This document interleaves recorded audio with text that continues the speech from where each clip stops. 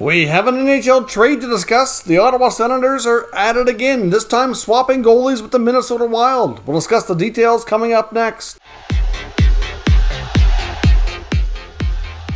So welcome back to another video here, Top Shelf Hockey. As I mentioned, we have another NHL trade to discuss. Once again, it involves the Ottawa Senators. They've swapped goaltenders with the Minnesota Wild, trading young goaltender Filip Gustavsson to Minnesota in exchange for veteran netminder Cam Talbot. Now, of course, both goaltenders have 1 year left on their contracts.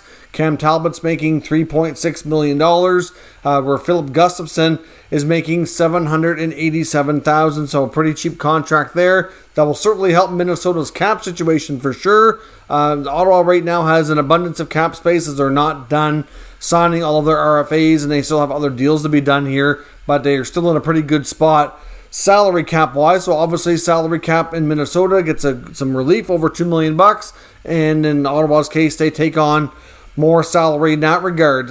So we know Cam Talbot wasn't thrilled after the Minnesota Wild announced they re-signed Marc-Andre Fleury. There were reports at the NHL draft that Talbot's agent had conversations with Bill Guerin after that was announced. And he even commented to some media members that Billy Guerin had a lot to think about.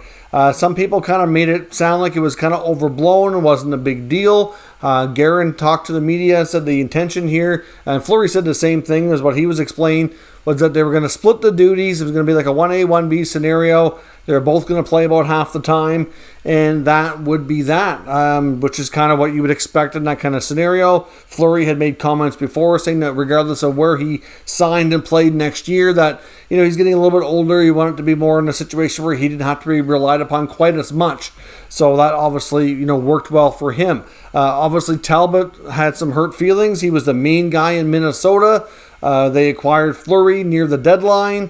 They were splitting duties, but then when it got to the playoffs, Talbot sat on the bench. He did appear in one game, but after sitting idly for several weeks, going a long stretch of a couple of weeks without playing, it made it tough, and they did not win the game. They lost, and they were out of the playoffs. So certainly not a great feeling by Cam Talbot. I think he feels, I'm assuming here, that he might feel a little bit betrayed in a sense, but obviously it sounds like the Wild didn't have the confidence in Talbot to be the guy on his own, that they wanted him in a tandem situation, or they'd have more confidence in Fleury, moving forward. Of course, we know Guerin knows Fleury from way back, long history there. Obviously some history with Talbot as well during his time as GM of the Wild.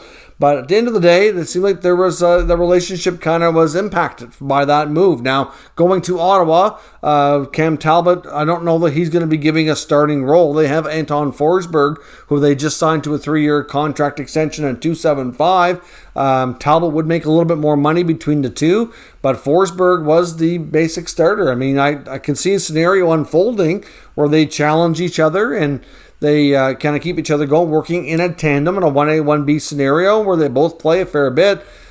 I don't know that it's going to be a whole lot different than what Talbot would have had in Minnesota. I guess he's more senior in that sense, having more experience than Forsberg, and maybe he can earn himself a shot to be the guy down the stretch in the more important games. And if they were to make the playoffs, which they're at this point, they're loading up so that they will have a much better chance at least to get into the playoffs. Maybe he'll have a better shot at being the guy. I mean, he is an Ontario native, so I would hope and think that he would be good with playing in Ottawa, being not too far from home. But at the end of the day, I don't know. This is kind of not something that we've seen coming. It wasn't shocking that we've seen the Senators involved in a goalie trade. After moving on from Matt Murray yesterday, there was immediate reports saying that it wouldn't be surprising if they go find another goalie. I thought it'd be more somebody in a backup role that might challenge Gustavsson more. Filip Gustavsson's 24 years old. He's got a couple of pro seasons under his belt at the NHL level. His first season, he had a real good stretch. I think it was 9 or 10 games he played, and he was really, really good. Led the team think that he was ready for a full-time backup role, kind of solidify that goaltending spot. It was going to be a combination of, Gus and Murray, and neither one were working out at all. Forsberg comes in, kind of, I wouldn't want to say saves the day, so to speak, but he found a role for himself. He outplayed both of them. Gustavsson had to do another stint back in the minors. When he did come back up, he did play better, but overall, you could say that his season was a bit of a setback. But I still think Gustafsson is a goalie with a lot of potential.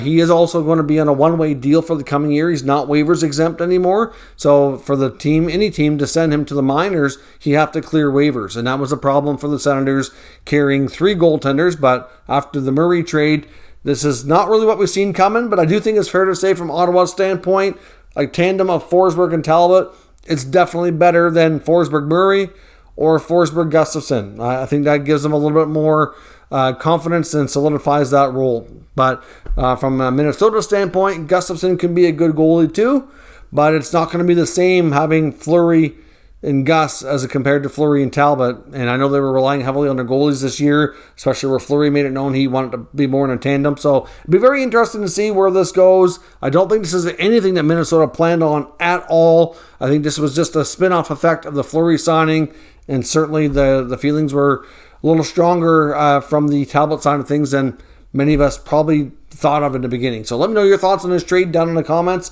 We'll discuss further. If you're new to this channel, make sure you subscribe and stick around. We'll keep you up to date with all the latest news, rumors, and analysis on all 32 NHL teams. Thank you for watching, and I'll catch you next time.